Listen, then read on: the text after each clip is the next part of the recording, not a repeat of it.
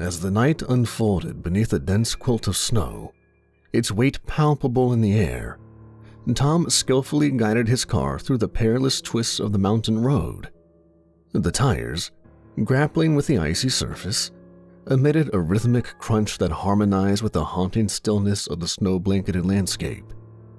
Each snowflake, a frigid dagger mercilessly assaulting the windshield, left fleeting imprints like a bunch of ephemeral crystals. Tom, a world-weary man in his late 40s, confronted the wintry onslaught with his typical petulant resolve. His hands, weathered and worn, clamped onto the steering wheel with a ferocious intensity. Fingers pressed into the cold leather. Through the storm's fierce assault, he squinted, his eyes etched with determination, navigating a path with a focus that bordered on steely concentration. The luminous glow of the car's headlights fought against the darkness, revealing only the immediate terrain in its feeble attempt to pierce the snow-laden night. Despite the treacherous conditions, Tom laid into his car in typical fashion. "Come on, you piece of shit, don't let me down now. I never trusted you to get me anywhere. I'm trading you in as soon as I get the chance, you heap of junk." Within the confines of the car, Tom's hand fumbled blindly in the frosty air, seeking the solace of his phone. His fingers, nimble but weathered, danced across the smooth screen with practiced familiarity, a choreography of muscle memory. The dim glow from the phone's display painted fleeting shadows on his strained face as he dialed.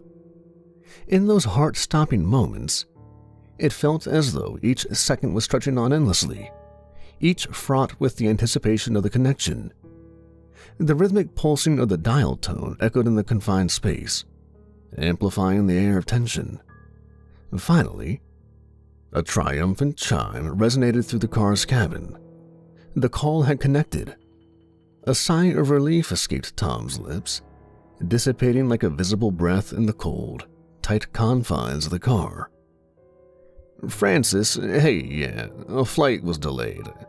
I know.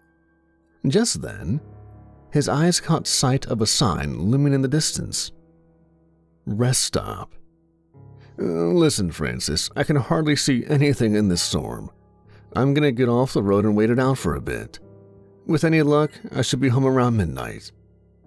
"Francis, hello?" He glanced back at his phone, which displayed the unwelcome message, "Call disconnected." Oh, shit. Damn phone letting me down again. First this heap of junk on four wheels, and now my stupid cell phone. Is everything out to get me tonight? The air of frustration was evident in the deep lines etched across Tom's face, painting an image of worried discontent as he forcefully tossed the uncooperative phone onto the passenger seat. Now even the phone was against him. He felt as though his hand were somehow being purposefully forced, something nudging him toward the refuge the rest stop sign had promised. With a deliberate yet cautious turn of the steering wheel, the car responded, its tires engaging with the icy surface, causing the vehicle to elegantly slide towards the beckoning entrance of his temporary salvation. "At least you managed to get me off the road in one piece, you useless old rust bucket." The exterior of the rest stop came into view, revealing a narrow lane that wound its way into a desolate, empty parking lot. Beneath the glow of a solitary street lamp, a modest concrete structure emerged, its details still shrouded by the relentless fall of accumulating snow. The faint outlines of a few picnic tables manifested in the rear, mere silhouettes against the wintry backdrop.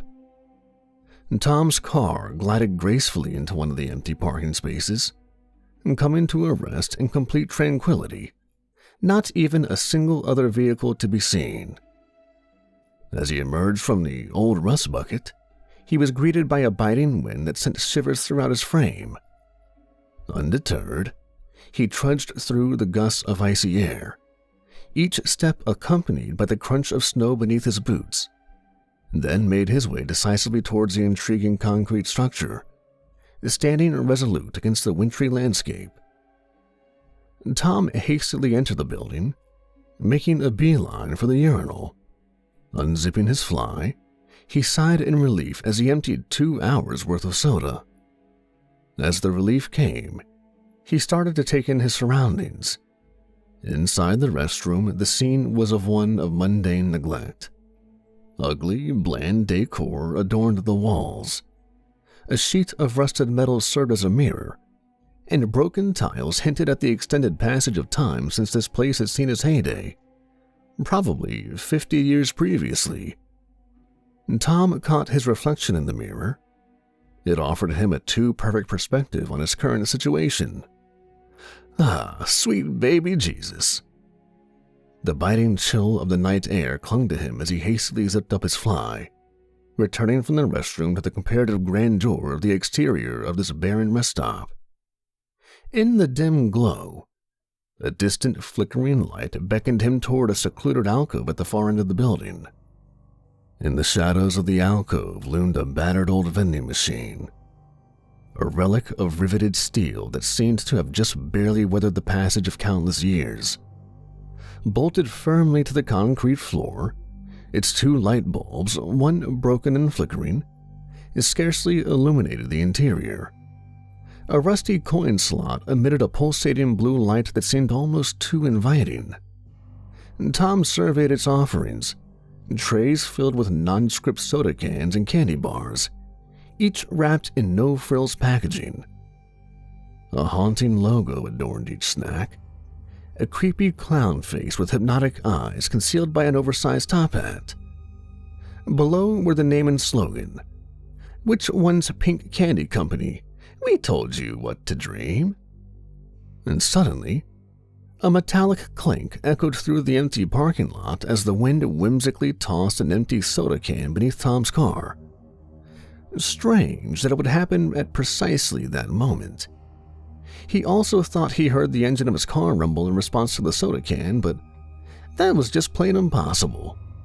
So he gave it no more thought. Tom then quickly turned his attention back to the vending machine, producing a handful of change from his pocket and feeding 3 quarters into the coin slot. With a few button presses, the machine roared to life.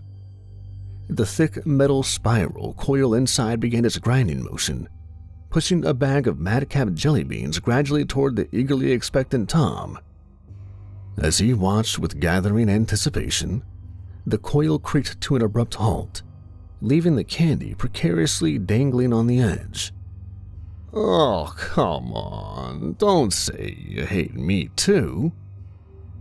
His frustration now palpable, Tom thumped the side of the machine, slapped the glass front, and resorted to a swift kick to the bottom.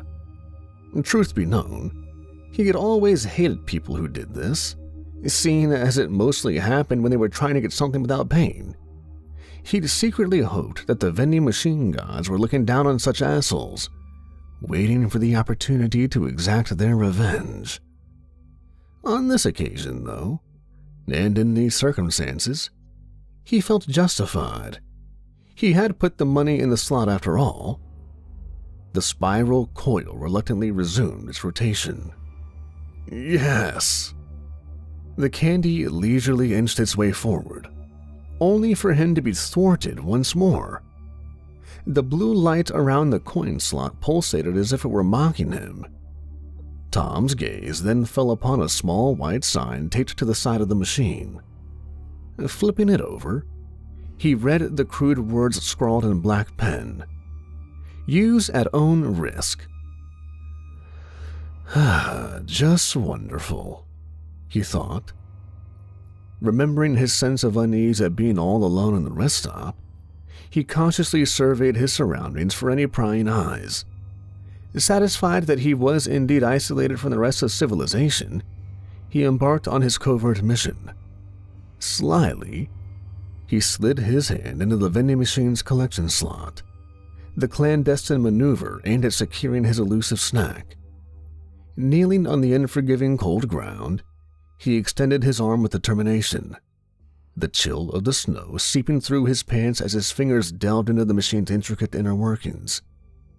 The struggle unfolded like a silent dance. The movement of Tom's arm navigating the labyrinthine coils and trays within the machine. Amidst this delicate operation, his hand brushed against an unexpected sharp edge, prompting an involuntary wince of discomfort. A sharp cry, merging frustration with a tinge of pain, escaped Tom's lips as he swiftly withdrew his hand, fingers instinctively clutching at the affected spot. Undeterred, Tom grit his teeth and rubbed the small cut with the thumb of his other hand. He brought the injured appendage to his lips, sucking on it in a resolute refusal to let the momentary setback conquer his strength of purpose. With a steely determination, he readied himself for another attempt, placing his arm once again into the vending machine. This time, his movements were more cautious, and he adjusted his angle of entry, determined to overcome the vending machine's mysterious defenses. His hand reached upward, fingers stretched to their physical limits, nearly grasping the prize. Tom's face reflected a blend of pain and concentration, his willpower urging the coveted snack into his possession. "Yeah, come to Daddy. That's it. You got it. Almost there." A surge of frustration accompanied an ominous tearing sound as the sleeve of Tom's shirt caught on the edge of the spiral coil below his candy, ripping right through it. "Oh, shit." In a panic-induced frenzy, Tom yanked his arm back, a sudden desperation etched across his face. Yet the sleeve of his shirt tenaciously clung to his limb, forming an inescapable shackle that trapped his arm inside. Each frantic tug merely served to inflict futile incremental damage, in tearing the fabric of his shirt and embedding the coil even more deeply. Despite vigorous attempts, flapping his arm, pulling from side to side, the entanglement persisted, refusing to yield its grip. Taking a measured breath amidst the unfolding chaos, Tom's gaze shifted toward the coin slot. A moment of considered contemplation ensued as he retrieved a handful of change from his pocket, thumb sorting the coins with meticulous precision. 3 quarters were chosen for the mission, and, with a decisive flick, they found their place within the slot, with the remaining coins returned to the sanctuary of his pocket. Transforming into a contortionist through sheer necessity, Tom adjusted his position with strained fortitude. His arm, now a reluctant participant in this perplexing dance, extended toward the coin slot. The 3 quarters made their hasty descent, buttons were pressed, and the vending machine responded with a cacophony of rattles as it sprang back to life. The spiral coil, once a formidable adversary, begrudgingly acquiesced, slowly grinding forward to the point of almost liberating the fabric from Tom's beleaguered sleeve. "Yes!" Tom shouted into the cold night air. His triumph was short-lived, though. The machine shuddered, the coil grinding to a halt before rotating backward. Panic flashed in Tom's eyes. "No! No!" With a malevolent persistence, the spiral coil mercilessly tightened its grips on Tom's sleeve, methodically winding more fabric around it with each ominous turn. A guttural scream of agony then erupted from his throat as his body contorted in tandem with the relentless rotation, until... crack! Pain surged through Tom's entire being as his wrist snapped, a sharp cry escaping his lips. However, the coil, indifferent to his pain and mechanically devoid of empathy, persisted in its rotation. Another excruciating wail followed as his elbows splintered under the merciless pressure. Oblivious to his anguished ordeal, the coil continued its relentless grind, unyielding in its mission to pull him deeper into the mechanical jaws of the vending machine. Tears streamed down Tom's cheeks, his face pressed against the unforgiving glass, a silent witness to his arm's inexorable descent into the metallic abyss. Finally, with an abrupt cessation, the spiral coil ground to a halt, The vending machine shuddered and vibrated as it surrendered to a powered-down state, and Tom, overwhelmed by the cocktail of pain and exhaustion, succumbed to unconsciousness. In a cruel twist of fate, as if mocking his torment, the bag of madcap jelly beans finally emancipated itself from the clutches of the machine and dropped into the collection slot. Tom lay curled on his side, a thin blanket of snow already embracing his form. His arm was twisted within the machine's intricate coils. A distant phone ring pierced the quiet night, prompting Tom's snow-covered eyelids to flicker open. Shivering, he cast a gaze towards his car. Inside the vehicle, his phone illuminated, revealing a profile picture of Francis and Tom in a tender embrace. "If that's you, Francis, please report me missing or something." The ringing then ceased, replaced by a notification on the screen. "Hey babe, it can't wait up any longer. Hope you're okay. Be nice to the car and I'm sure it will bring you home safe. We'll see you in the morning. Love you." His body now weak and bitterly cold, Tom turned back to the vending machine, his eyes catching sight of something beneath it. A large glass jar with a piece of paper inside. Tom shifted onto his back, each movement accompanied by searing pain. Using his free arm, he reached under the machine, eventually rolling the bottle towards him with his fingertips. But then he froze in horror. The machine's power cord lay on the ground, unplugged. What the hell? Looking up at the machine with newfound curiosity, Tom muttered to himself, That's not possible."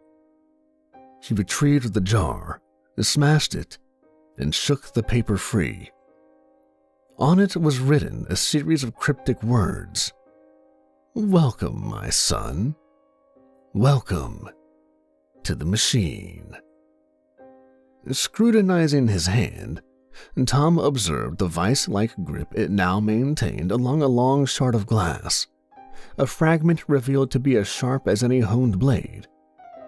Faced with a stark absence of alternatives, he swiftly found himself compelled to employ this improvised tool. He pressed the glass tip coldly against his shoulder, a makeshift surgical blade poised to breach the fabric that clung to his skin. In the throes of uncontrollable tremors, Tom hesitated, his breath betraying the gravity of the impending decision. Gritting his teeth with a determination that teetered on the brink of surrender, he closed his eyes. The internal struggle played out across the contours of his face as he battled with the unthinkable. With a tremor in his voice, Tom spoke into the desolate emptiness of his surroundings, his words a poignant plea to forces beyond his comprehension. "Look, I've never been one to put my faith in God, and perhaps, just perhaps, that skepticism has led me to this juncture. But hear me out. Please, release me from this ordeal, and I pledge to embark on a more virtuous path from now on. Frances always told me to be kind to machines, as she says there's more to them than buttons and wires. I never thought too much about it, but it was just so easy to see the bad side and blame my car and my phone and every other gadget when they didn't make everything all right. But, in the grand scheme of things, I've always believed there's more to gadgets and the like, as if they could really possess the semblance of a soul. So, here I am, reaching out. Grant me a sign, the smallest indication that you're contemplating a second chance for me. I swear, with every fiber of my being, I won't falter. I won't let you down. You don't know who I am or where I've been. Let this moment mark a turning point in the narrative of my existence." And then, with a hint of desperation, "So, what do you say, huh?" Nothing. Silence. A profound, suffocating silence enveloped the air, its oppressive weight settling upon the desolate scene. During this hushed stillness, his quiet sobs resonated, a heart-rending accompaniment to the solitude that surrounded him. As he lowered his head, the somberness of despair clung to him, casting an impenetrable shadow over his being. The outcome, it seemed, was already irrevocably sealed. Yet, as if the very fabric of destiny had intervened, the vending machine stirred once more. It awakened with an unsettling shudder and a discordant rattle, the bulbs within morphing into an ominous deep glow. A mechanical symphony ensued, resonating with the orchestrated movement of gears and pistons. The machine is seemingly supercharged before Tom's disbelieving eyes. Then the machine spoke. "It's all right. We know where you've been." In that moment, fear seized him, his eyes snapping open as the coil once more initiated its malevolent rotation, grinding backward once more. The air resonated with a sickening snap, an audible demonstration of the inexorable surrender of Tom's arm to the machinations of the vending machine. No. A horrified shriek escaped him as he was inexorably pulled further into the collection slot, now up to his head, the machine seemingly devouring him alive. The sheet metal around the slot groaned and buckled, bending inward to accommodate Tom's head. Desperately, he kicked his legs, gripped the slot with his free hand, pushing and resisting. But his feeble efforts were in vain. Weakened and helpless, his head was swallowed by the vending machine in an instant. Inside the machine, his moans echoed as the coils shuddered to a stop. He caught his breath, only for the top rose coil to start turning, grinding, and pushing a can of soda forward. Tom's eyes widened even further as the soda can tumbled over the edge, landing squarely on the bridge of his nose with a sickening crunch. Blood sprayed from his nostrils, splattering over a tray of interstellar moon pies. A bulb exploded, showering fragmented glass onto his face. His screams were drowned out by a hissing sound emanating from the machine's depths. Frantically, his eyes searched for the source. A hose had broken free, spraying pneumatic fluid everywhere, on the walls, the snacks, and directly into his eyes and face.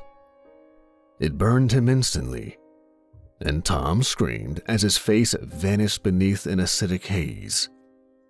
The machine spoke once more. "Welcome, my son.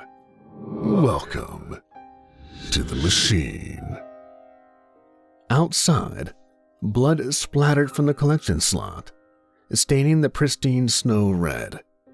It rattled like a giant meat grinder, the noise almost joyous. The only sounds that lingered were Tom's muffled screams as his body was slowly but surely consumed by the furious appetite of the all-consuming machine.